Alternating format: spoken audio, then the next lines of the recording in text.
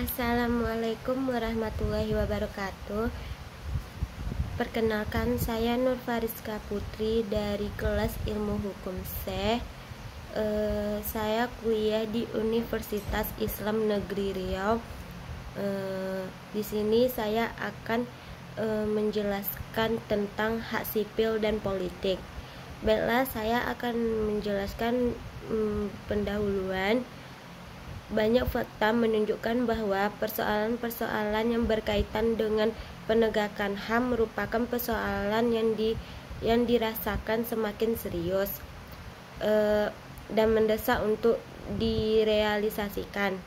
Tidak saja menjadi desakan kebutuhan objektif domestik atau bangsa, tetapi sekaligus juga merupakan kebutuhan objektif internasional.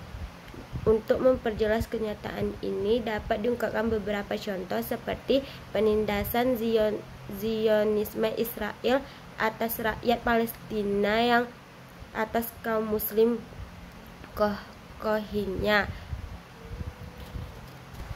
Baiklah, saya akan melanjutkan pembahasannya. Urgensi penegakan hak-hak sipil dan politik.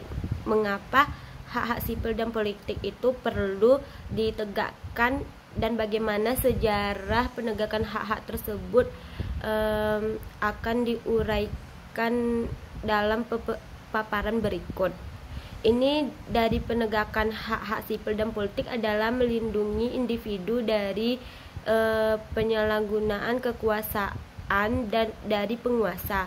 Terlebih lagi dengan terjadinya pergeseran fungsi dan tugas negara, hak sipil dan politik 95 dari fungsi negara yang hanya sebagai penjaga malam ke fungsi mewujudkan kesejahteraan warga negara, welfare state. Campur tangan negara yang terbuka luas tersebut mengharuskan adanya sejenis tertib peraturan hak untuk hukum untuk melindungi perlakuan sewenang-wenang negara terhadap warga negaranya. Pada prinsipnya, negara demokratis memuat jaminan hak asasi termasuk hak-hak sipil dan politik dari setiap orang atau penduduk pada konstitusi negara. Namun semuanya sangat tergantung kepada political will penguasa untuk memberikan ruang bagi keberadaan hak-hak sipil dan politik tersebut. Baiklah, mari kita lanjut ke yang faktor-faktor yang menentukan tegaknya hak sipil dan politik dalam suatu negara. Pada pembahasan ini, pada prinsipnya terdapat banyak faktor yang mempengaruhi tegaknya hak sipil dan politik dalam suatu negara.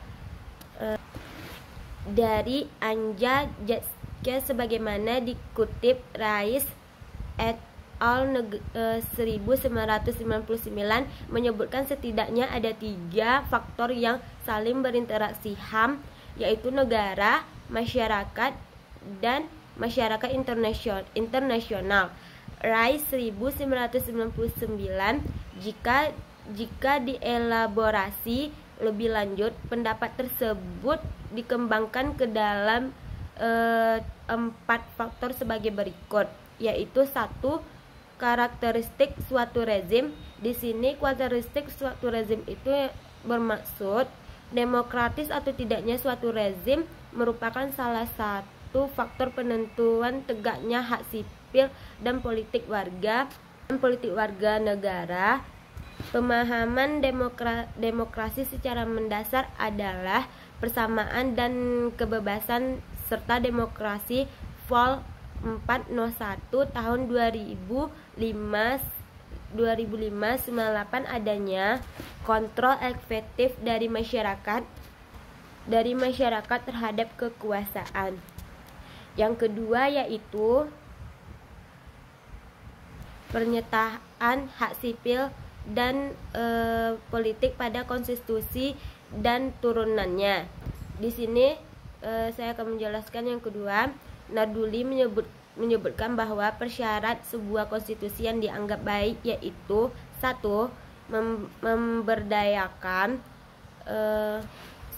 sekaligus membatasi kekuasaan pemerintah. 2. Menggambarkan atau merumuskan kontrak sosial yang berlaku dalam hubungan antara masyarakat dan negara. 3. Menyediakan ruang publik yang memadai. 4. Mekanisme kontrol bagi penyalahgunaan kekuasaan. Dari keempat syarat tersebut secara implisit diantaranya dapat dijelaskan bahwa suatu konstitusi yang baik harus memuat hak-hak asasi manusia atau hak-hak yang harus dimiliki oleh warga negaranya. 3. Budaya politik masyarakat. Dalam tipologi Almond 1984, budaya politik masyarakat yang memberi peluang untuk tumbuh kembangnya kehidupan demokrasi adalah budaya politik partisipan. Budaya politik ini adalah suatu bentuk kultur di mana anggota-anggota masyarakat cenderung diorientasikan secara eksplisit terhadap sistem sebagai keseluruhan dan demikian juga struktur serta proses politik. Dalam konteks ini, masyarakat sangat menyadari peran dan tanggung jawabnya sebagai warga negara. Dan yang terakhir yaitu nomor 4, aura politik internasional tentang HAM. Pergerakan HAM juga dipengaruhi oleh penerimaan suatu negara terhadap cara pandang politik internasional tentang HAM. Terdapat dua cara pandang universalisme dan relativisme kultural. Negara-negara yang melihat HAM melalui cara pandang universalisme dan relativisme kultural. Negara-negara yang melihat HAM dari cara universal berpandangan bahwa pelaksana HAM tidak dipengaruhi oleh perbedaan negara, ideologi, tingkat kemajuan ekonomi, etnisitas, agama, kultur, dan sebagainya. Dan pembahasan yang terakhir yaitu adalah kesadaran akan konsep HAM termasuk di hak sipil dan politik timbul justru karena hak-hak tersebut sering dilanggar. Oleh karena itu perlu upaya serius dari semua pihak, baik negara maupun masyarakat beserta elemen-elemennya untuk melakukan pemberdayaan masyarakat agar mereka dapat mengidentifikasikan kebutuhan